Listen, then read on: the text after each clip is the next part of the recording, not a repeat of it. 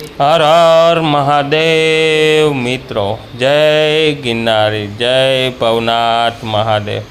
આજે આપણે આવી ગયા છીએ ગિરનાર પર્વત, એટલે કે આપણે ગિરનારજી અંબાજી અને ગુરુ દત્તાત્રેય મહારાજ જ્યાં આપણે ચડીએ છીએ તેની હું આજે તમને માહિતી દઈશ। ટૂંકમાં માહિતી છે બધી। આ આપણે નીચે પગથિયાથી ચાલુ કરીએ ત્યાં હનુમાનજી અને અંબેમાં બિરાજમાન છે, અને આ છે ગુરુદત્ત મહારાજ કે ત્યાં આપણે ઉપર અંબાજીમાંના અને ગુરુદત્ત મહારાજના બેસણા છે, તે અહીં નીચે પણ દર્શન કરી શકે છે। આ આપણે આગળ જઈએ છીએ ત્યાં દુકાનો પણ આવે છે, માણસ ખરીદી પણ કરી શકે છે। અને આ છે મહાદેવનું ત્રિગુણેશ્વર મહાદેવનું મંદિર। ત્યાં તમે 50 પગથિયા ચડો એટલે ત્યાં આવે છે। આ ત્યાંના પૂજારી છે અને ત્યાં અત્યારે આરતી થાય છે। અહીંથી આપણે આગળ જશું એટલે જવા બાપુ ધૂપ કરી રહ્યા છે, અને ત્યાંથી આપણે આગળ થોડાક જઈએ એટલે દત્ત મંદિર આવે છે કે આ એક ગેટ જેવું તમને લાગે છે, અને ત્યાં દત્ત મંદિર તરીકે ઓળખાય છે। ત્યાં મહાકાળી માના બેસણા પણ આ બાજુ આવેલા છે। જો આ છે મહાકાળી માનું મંદિર ત્યાં, અને શિવલિંગ પણ છે। તેમજ આ બાજુ ત્યાં જોવો તો ખોડિયાર માતાજી, અંબાજી માતાજી અને દત્તચરણ ત્રણેય ત્યાં બિરાજમાન। આ ગણપતિ દાદા છે જોવો મિત્રો, અને બાજુમાં પણ રોકડિયા હનુમાન પણ બિરાજમાન છે। આવી જ રીતે આપણે આગળ વધશું એટલે આપણને રોકડિયા હનુમાનજીની જે આપણે પ્રતિમા મૂર્તિ છે કે દત્ત આશ્રમ કહેવાય છે, તે આશ્રમ આપણે છે।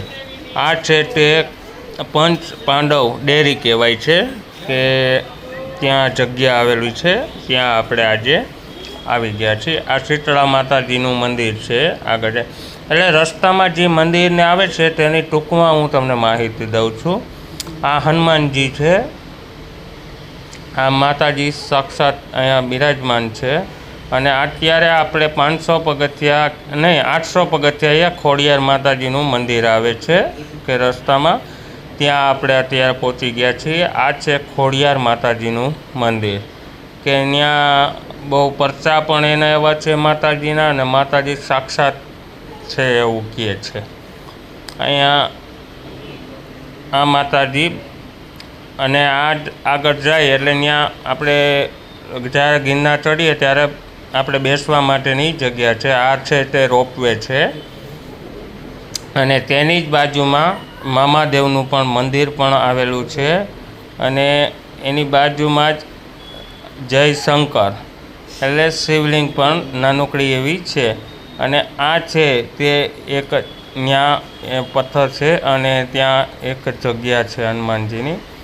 અત્યારે આપણે પહોંચવા આવ્યા છીએ વેલનાથ, જે વેલનાથ બાપુની જગ્યા કહેવાય છે કે આ જે છે તે અંદર કોઈ લોકો જઈ નથી શક્યા, તે અહીંયા દીવો અગરબત્તી અને કરે છે। આ તેની જવાનો રસ્તો છે, આ જાય છે વેલનાથ બાપુની જગ્યાએ। આ છે તે બે પથ્થર છે તેની વૈચારે આ ત્યાં ખાંભી આવેલી છે। આ છે અમર યોગી ગોપીનાથજીનું, જે આપણે કહેવાય છે કે ઉપર જાય ત્યારે ત્યાં રાજા ભરતરીજીની ગુફા આવે છે, તે ગુફા છે આવેલી છે। આ છે તે અંદર ગુફાનું છે, રાજા ગોપીચંદ ભરતરીજીની ગુફા કહેવાય છે। એ ગુફા પણ જોવાલાયક છે, બહુ મસ્ત છે, અને એકવાર અચૂક આવો તો આ ગુફાના દર્શન કરવાનું ભૂલતા નહીં। બોલો મિત્રો, જય ગિરનારી મહારાજની જય। હવે આપણે આવીએ છીએ આગળ, જે રામ મંદિર આવે છે તેનાથી આગળ વધીએ એટલે રામ મંદિર આવે છે, અને આ ત્યાં બધું બાપુએ એક તકતીઓ મારેલી છે કે સારા સારા વિચારો કેવા આપણે રાખવા જોઈએ બધાએ, એવું બધું લખેલું છે। આ સામે દેખાય છે તે રામ મંદિર આવેલું છે। જો આ રામ મંદિરના આપણે અત્યારે દર્શન કરીએ છીએ। રામ લક્ષ્મણ સીતા હનુમાનજી. ત્યાંથી બહાર નીકળો એટલે આ શિવલિંગ, નાની એવી શિવલિંગ છે. પછી ત્યાંથી આપણે આગળ જશું એટલે ત્યાં એક જગ્યા પણ બહુ મસ્ત છે અને એક તકતી પણ મારેલી છે, જે આપણે ગિરનારની તકતી કહેવાય છે, કે કેવી રીતે શું છે શું નહીં એની એક તકતી આખી મારેલી છે. ત્યાંથી આપણે હવે આગળ જશું એટલે રાણક દેવીનો પથ્થર થાપો કહેવાય છે, કે જે 2500 પગથિયાએ આવે છે. ત્યાં આપણે આજે પહોંચી ગયા છીએ. આ છે રાણક દેવીનો થાપો. જુઓ મિત્રો, આ તમે દર્શન કરી રહ્યા છો.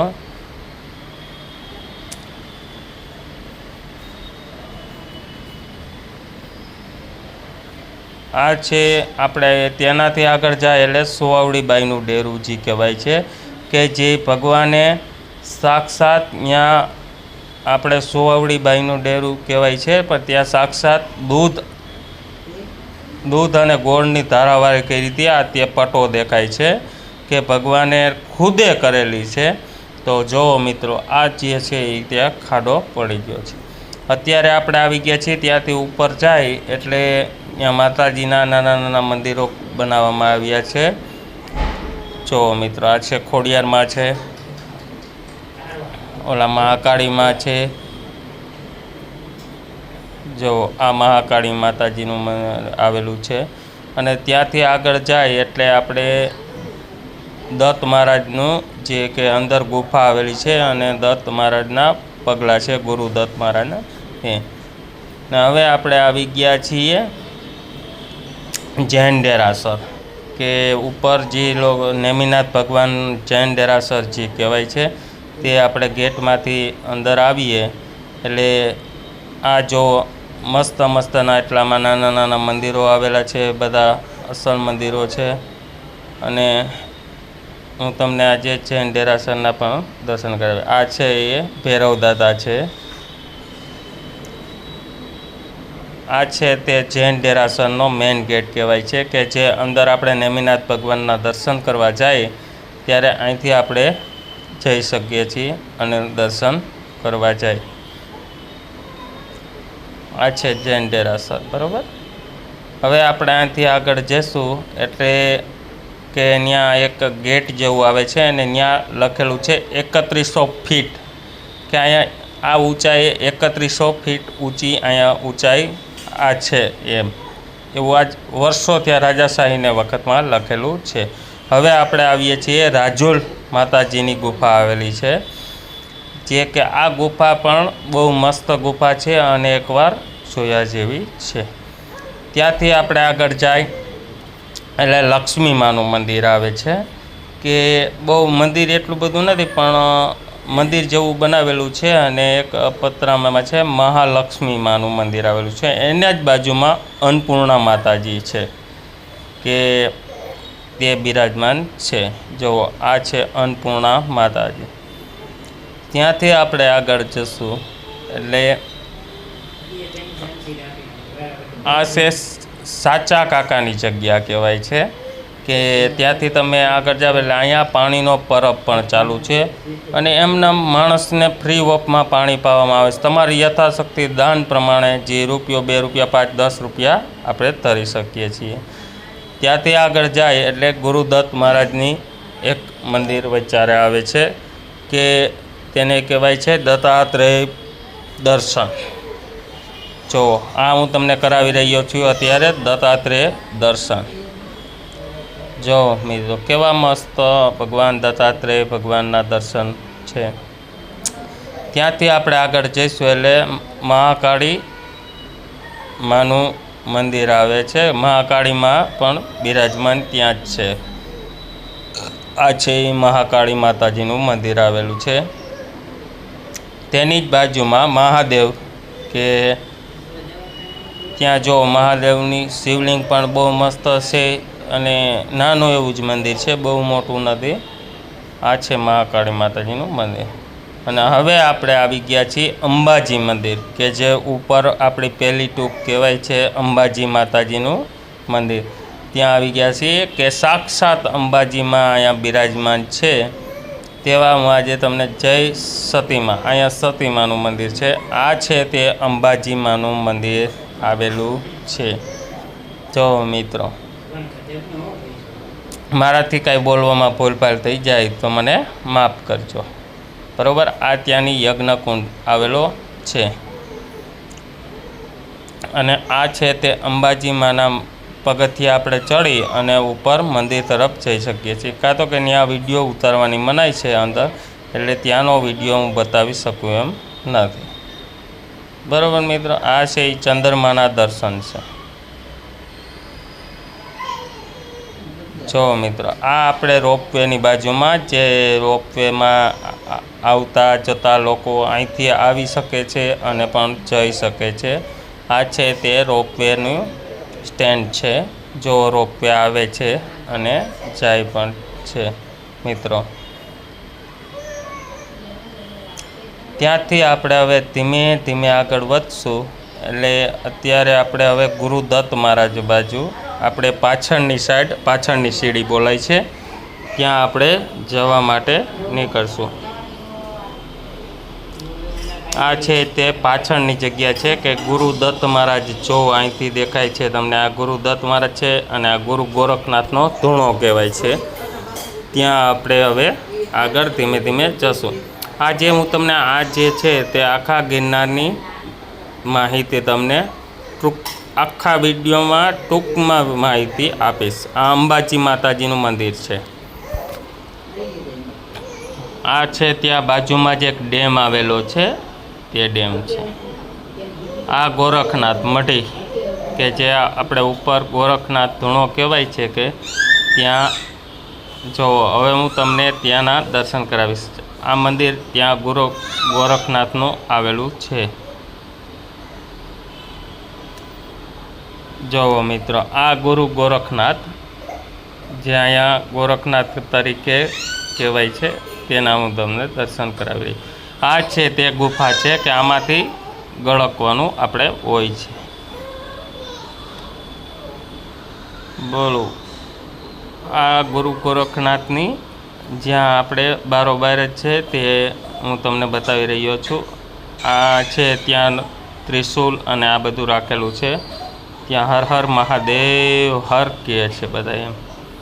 આ આપણે ગુરુદત્ત મહારાજ કે ત્યાંથી આપણે ગુરુદત્ત મહારાજ સંપૂર્ણપણે પણ દેખાય છે। ત્યાં પણ વિડીયો અંદરનો ઉતારવાની મનાય છે, એટલે ત્યાંનો વિડીયો હું અંદરનો નહીં ઉતારું, બહારનું બધું કહીશ। આ ગુરુદત્ત મહારાજ છે અને હવે તમને હું જે બતાવીશ તે ગુરુદત્ત મહારાજનો ધૂણો આવેલો છે, તે પણ ત્યાં તો બધા લોકો જાય છે અને ત્યાંથી પણ મહાકાળી માની જે ગુફા આવેલી છે, ત્યાં ગુફાએ પણ તમે જઈ શકો છો। જો હવે આ તમને બતાવી રહ્યો છું તે ગુરુદત્ત મહારાજ ધૂણો છે અને અહીંથી જ મહાકાળી માની ગુફાએ આપણે જવું હોય તો ત્યાંથી પાછળ રસ્તો આવેલો છે, ત્યાંથી આપણે જઈ શકાય છે। તો મિત્રો મારી પાસે જેટલી માહિતી હતી એટલી હવે માહિતી મેં તમને આ વિડીયોમાં આપેલી છે। તો આ વિડીયો સારો લાગે તો મને આ વિડીયોમાં લાઈક કરો, શેર કરો અને સબસ્ક્રાઈબ કરવાનું ભૂલતા નહીં। હર હર મહાદેવ હર। જય શ્રી કૃષ્ણ મિત્રો। જો મારી ચેનલમાં નવા હો તો મારી ચેનલને લાઈક કરો, કોમેન્ટ કરો, શેર કરો અને સબસ્ક્રાઈબ કરો। ક્યાં તો કે મારી ચેનલમાં હું જ્યારે વિડીયો અપલોડ કરું ત્યારે બધાની પહેલાં જોવા મળે। Thank you.